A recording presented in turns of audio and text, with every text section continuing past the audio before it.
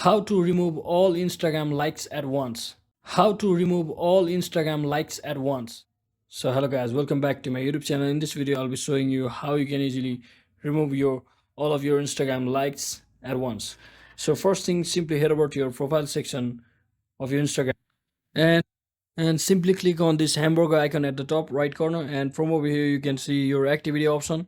And once you're inside here, just head over to like section, and as you can see, here we all of your liked post till now. So what you can do is you can't actually click on select, and you can't unlike the all of the post at the once. So what you can actually do is simply select this method, that is sorting method, to sort by newest to oldest or oldest to newest. And what you can also do is simply select on all dates account, and you can just select this.